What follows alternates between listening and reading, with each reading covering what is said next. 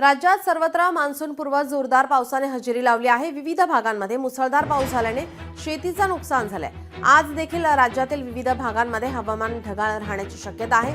त्याचबरोबर काही ठिकाणी जोरदार पावसाचा इशारा देण्यात आलेला आहे। संपूर्ण राज्यात ढगाळ वातावरण, वादळी वारे, विजांच्या कडकडाटासह पावसाची शक्यता वर्तवण्यात आली आहे। काही जिल्ह्यांना पावसाचा येलो अलर्ट तर काही जिल्ह्यांना पावसाचा ऑरेंज अलर्ट जारी करण्यात आला आहे।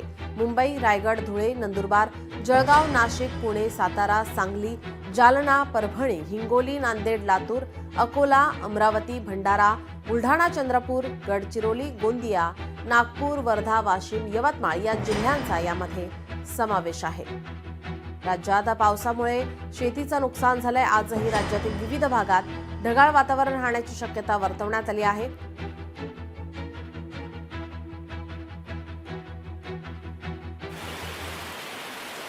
उद्या 21 तारखेला अरेबियन सी मध्ये east central Arabian sea off the Karnataka coast एक सायक्लॉनिक सर्क्युलेशन तयार होत आहे आणि त्याचा प्रभाव म्हणून 22 तारखेला कमी दाबाचं क्षेत्र तयार होते। त्याचा प्रभाव महाराष्ट्रावर पडेल। साऊथ कोकण, साऊथ मध्य महाराष्ट्र आणि मुंबई या ठिकाणी सुद्धा त्याचा प्रभाव दिसेल। 21 तारखेपासून ते 24 तारखेपर्यंत काही ठिकाणी मेघगर्जनेसह मुसळधार पावसाची शक्यता आहे। काही ठिकाणी वाऱ्याचा वेग 30 ते 40 किलोमीटर इतका असू शकतो। काही ठिकाणी तो जास्त असण्याची शक्यता आहे। कोणत्या जिल्ह्याला कोणता अलर्ट देण्यात आलाय पाहूयात ग्राफिक्सच्या माध्यमातून।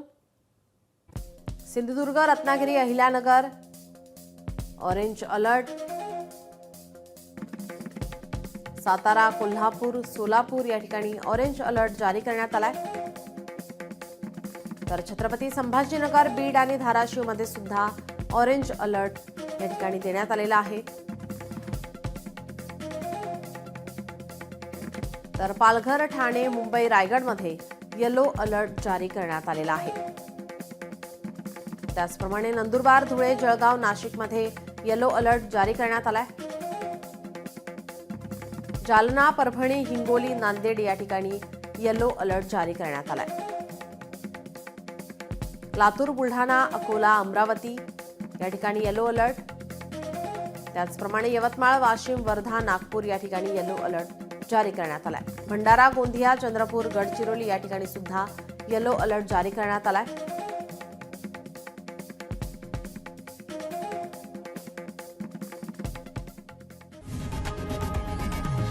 लोकशाही मराठी ऐका, पहा, जागरूक रहा।